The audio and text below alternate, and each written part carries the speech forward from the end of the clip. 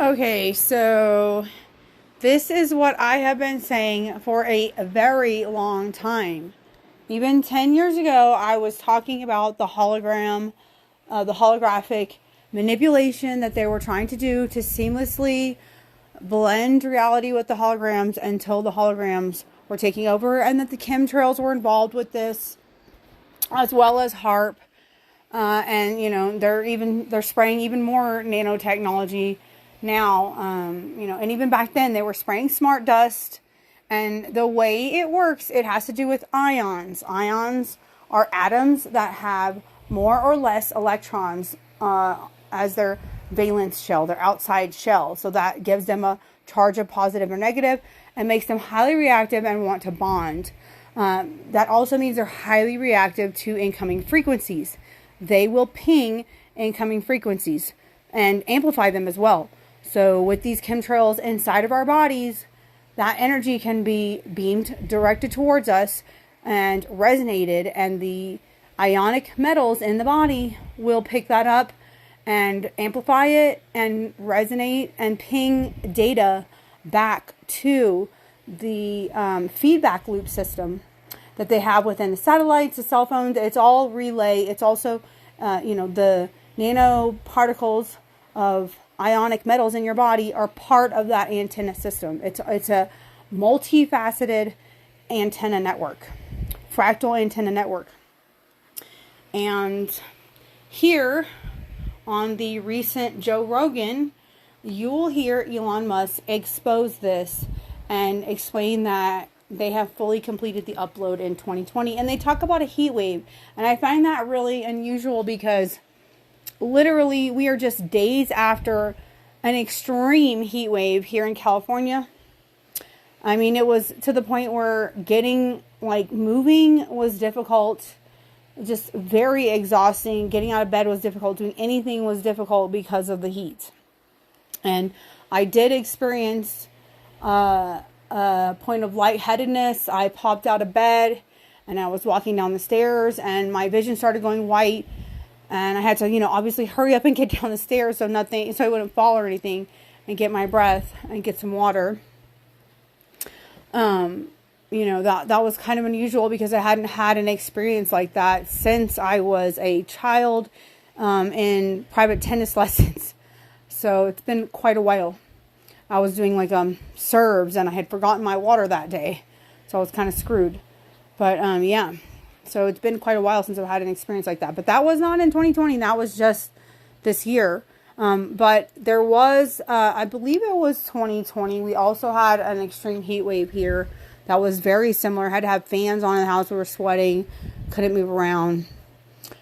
So it's very possible, you know, that that was levels of uploading into the system. But I'm going to go ahead and play you this clip from the Joe Rogan, and I can tell you what episodes there's 2 episodes that it's possibly from that he recently did. I'm going to be watching both of them in full, but I'll show you where I got this specific one after we watch it. So here we go.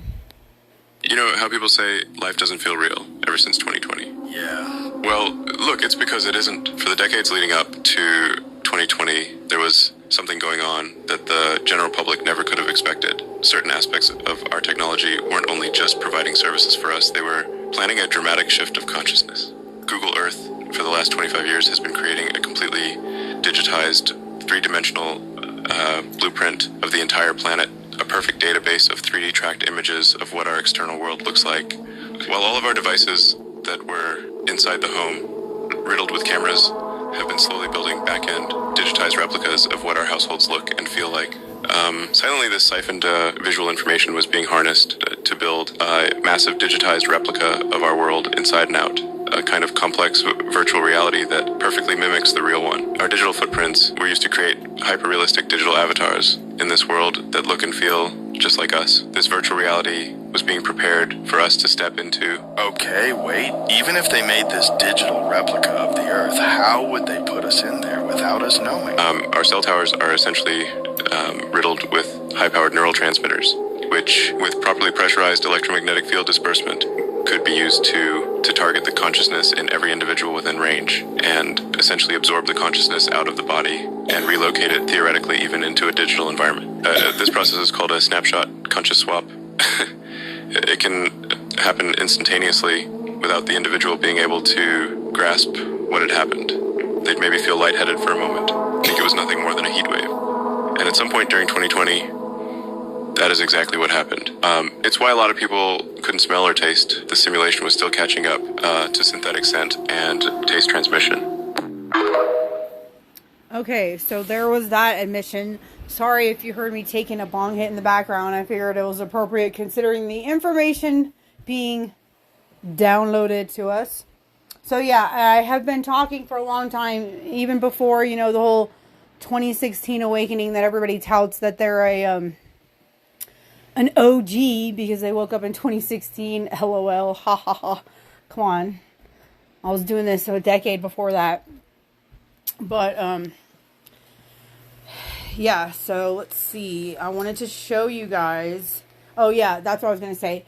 Before I show you where I got this from, obviously you can see benjaminfulford.net, but I'm going to scroll up.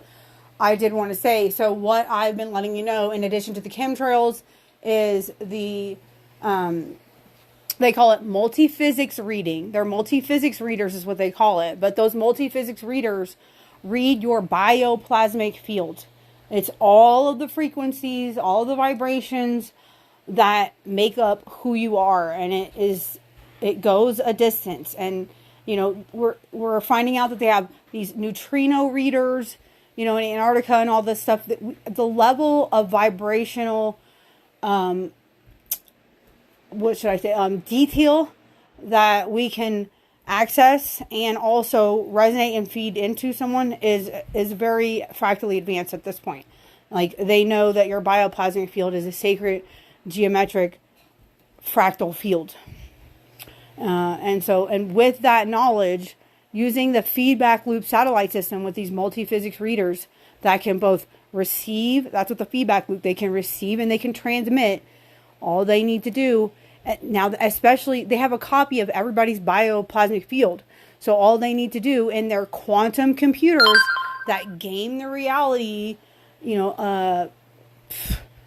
quadrillions of times, all they need to do is take your bioplasmic field resonance and take the resonance of whatever they want to impose on you, be it a disease, a disorder, a thought process, a feeling, an experience, because every single thing has a vibratory signature. So all they need to do is take that vibratory signature, and just like Tesla taught us with the little battery on the building or on the bridge, that little tap, if you do it in a resonant fashion with that pattern, it will build and build and build. And so what they do is they pulse resonate that desired frequency matrix onto your digital bioplasmic frequency matrix. Boom, boom, boom. They record the entire process, or all the different processes of fractal, derivations that you could manifest from that pulsing of that energy onto you, and they select the end result that they want, the process that comes out that they want. Because remember, they're putting this through a quantum computer that is gaming it in multiple realities. And so they take the one that they want the result, and then they pulse resonate that on you using the bioplasmic feedback loop system. And so in addition to imposing stuff on you, he is now also revealing that they are slowly siphoning your bioplasmic field and putting you into this. And that is also called loosh. That's also called loosh in the black ops, in the intelligence, the deep intelligence, the occult aspects of the black ops. And so the other thing about this is, the stronger your connection to source energy, the harder it is for them to siphon your energy. And not only that, once you're accessing 0 point energy, where you're in that infinite loop, you're in the infinite expansion. It's not a loop. It's actually a spiral. It's an infinite expansion spiral, and it creates a torus, and that torus can get bigger and bigger, or it can contract. And so as it gets bigger and bigger, it gets stronger, and the less outside siphoning is able to even affect you, because you're infinitely producing your source code.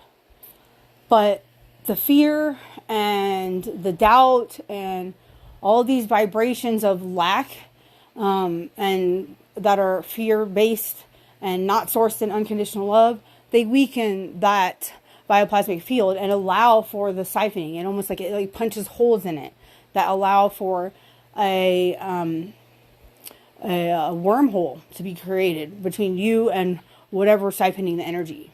So that's like David Wilcock was talking about the cord cutting ceremony in the past few days, and that's really important too. And there's multiple ways that you can consciously manifest that. You can allow sort of like a decaying, like a leaf does in nature, of the chords in your mind, and then pulse out to infinity. So you're not isolating yourself.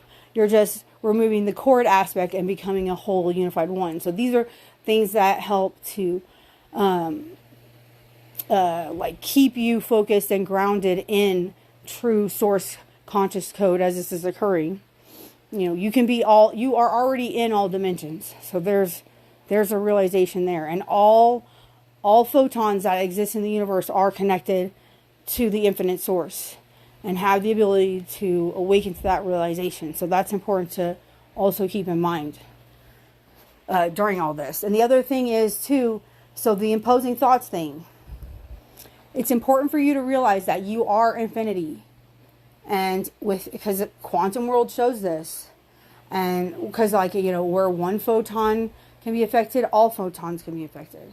There's a connection across time and space, where time and space has it's like instantaneous. And that comes from the 0 point field. So knowing that you are infinity, you can then know that you are all thoughts. You are all thoughts, and therefore you can take command and take ownership of thoughts and realize that you can steer your thoughts. You can decide to entertain or to allow a thought to dissolve. So you can decide which one. And so in that, monitor your thoughts, and any negative thoughts, immediately allow yourself to say the unconditionally loving thing and motivate yourself to do what's right. And that's the way to mitigate their mind control. It's because and these are truths. These aren't tricks of the mind that you have to play on yourself. These are truths. And they're using the fact that people don't know these truths, or beings don't know these truths. They're using that to hoodwink. All right, so let's go. This is Benjamin Fulford's page, benjaminfulford.net. He was a Forbes liaison between the United States and Asia, and he was exposed to the Illuminati factions, the Illuminati cabal factions, and was kind of like put in the middle of them in a sense. And each one of them was trying to use him as their inside guy to do this and that. So he learned a lot of stuff, and he realized he had to expose what was going on. And there is no, this isn't black and white. There's like a lot of black, and then there's also gray. So there's better options, it's like that. And they're all vying for this top space, because this is the time where it's the changing of the guards. It's when the planet has the ability to ascend. It's where all timelines converge to a singular point, and that singular point then determines which timeline you splinter off into. Or another way to look at it is, are you going to become a singular expression, or are you going to unify with the whole as well? That's another option as well, because you can ascend ladder by, or rung by rung on the ladder, or you can realize you are the ladder, you're the space between you and the ladder, you are all, and that is a sort of like a super quantum leap that you can do consciously. So there's a couple different options here, but he's exposing these kind of things. A lot of people do not realize that there are psyops on top of psyops on top of psyops. There are psyops to psyop those psyoping, because there's factions of Black Ops intel going on. So you could have one psyop going on that in that psyop, the other team has embedded psyops to psyop the other team. There's things like that. It's like deep, advanced, double, triple agent stuff. So we got to remember that. All right, so that was the Benjamin Fulford, and I wanted to go to the YouTubes. Okay, so let me back out of this. So I searched the Elon Musk, Joe Rogan for this year. That's recent, and these two say 2 weeks ago. Interestingly enough, though, I went to the Joe Rogan page, and I couldn't actually find these in the list from 2 weeks ago. That's unusual. But when I searched it like this, I was able to find them. So one of these two videos is going to be the one that he's talking about. It looks like it might be the bottom one. I think it's one of these at least. I might have to... It might be further down. But if you just search Joe Rogan and Elon Musk, let me check that. Let me see this. Okay, so this was published July 10th. So it's going to be, you know, recent. So it should be one of these, but I didn't quite, I didn't see the outfit he was wearing in that video. Okay, so it's the top one. It's right here. 2054. He's going to speak about that. All right, guys. Well, I just wanted to, you know, update you on that because, you know, I've been doing this. Well, since my first out of body at age 2, I realized I had to figure out the world in order to make sure that I would survive. I needed to know people psychologically, spiritually, etc. So I've been on a path, and, you know, once I was told when I was 7 about CIA involvement with my mom's boss and stuff, and the rabbit hole got deeper and deeper. And by the time I became a mother at 23, pretty much everything started to just break open and flood, and it was like, you know, college research level of time spent, and back then you could really find the true whistleblowers. Things were more obscure, and it was harder to find stuff. Now we are just, once 2016 happened and the frazzle drip with Hillary Clinton came out, you know, during the election and all this, they scrubbed the internet of the good stuff. I was canceled. I was one of the ones canceled from Twitter, and I am still banned from X. Probably because I just know too much. But, oh goodness. I lost my train of thought. I love it when that happens. They're probably doing that feedback loop thing. But I'm not going to let it get me down. I said, you know, the majority of what I needed to say, and, you know, maybe I'll listen to this again to make another one. Keep watching. I'll keep you hanging.